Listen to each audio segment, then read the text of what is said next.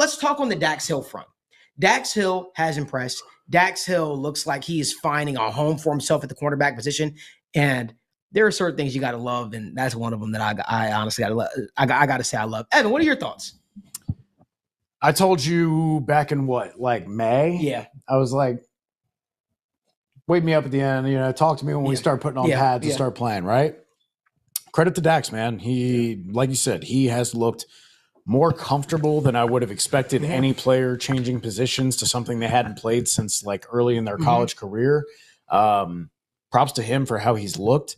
I also think there is a little bit of, hey, he's had more than twice the opportunity of DJ Turner in the preseason so far. So he has, to his credit, taken that opportunity and run with it. But yeah, also like, hey, what's the great thing about DJ Turner? You get great positioning and elite athleticism. The drawbacks are he's shorter and has kind of stubby arms. So sometimes even when he's in perfect position, if the ball is perfectly placed, which is the case for many, many corners, you're kind of shit out of luck. But for Dax, he's bigger in the sense that he's 6'125", which is about 55th percentile among DBs, but where he's really lethal at is his wingspan, which is 92nd percentile. Like, dude's got pterodactyl arms, like gets way the hell out there. Good old scouting adage for that is he could scratch his ankle standing up, that's one of my favorites there. So so he has the physical skills, the tools that make DJ Turner good, but also extra tools that make him have the potential to be great. And, I didn't want to like approach that area of this conversation without having something tangible 100%. to point to, right? And one thing I want to just say, I'm sorry to cut you off. No, please. I don't want to make it seem like, I was right. I just wanted to say something real quick. I had a little bit of a leg up because it's something that I didn't know was happening, but I spoke to someone who in the Bengals organization that was a key, very, very, who helps make some of these decisions. And I'll just say they had put me on game that Dax Hill was going to be moving a cornerback back during free agency. And that, the safety room was going to be a position that they focused on.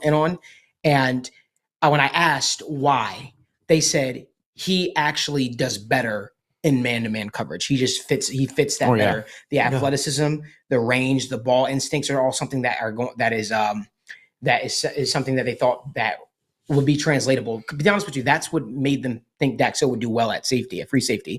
They saw the range, they saw the ball skills, and they said maybe you could put it all together. But what happened was sometimes information overload is a real thing.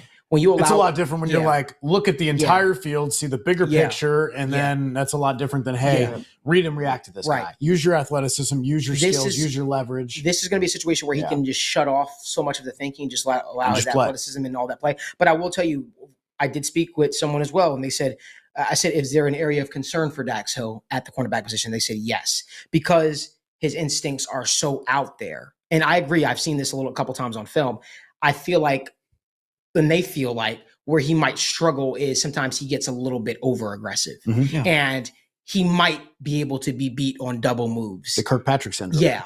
But the difference is the athleticism is he has the catch up speed, whereas Dre did not. And so I think that when I really think that Dax Hill is going to fit in there like a glove. But I will tell Bengals fans, if he is a little bit over eager, if he over pursues balls in the air or is a little too aggressive, allow him time. Remember, at the end of the day, guys, this is a new position that he's being moved to. And my quote of the summer is give grace. Give him grace. He's going to struggle at points in time, especially if he's dealing with a veteran quarterback. Like, I wouldn't be shocked if Mahomes was able to get one off on him for a deep ball. That doesn't mean he sucks. I don't want to see a bunch of, I hope I don't see a bunch of, Dax Hill sucks. I'll put DJ Turner and I'll do that. Like, just corner give him and O-line, man. You get beat one time and then that's all people remember. They forget the other 40 snaps where you didn't get targeted. Just give him grace, because I think Dax Hill could really turn into something special. That's just my thoughts.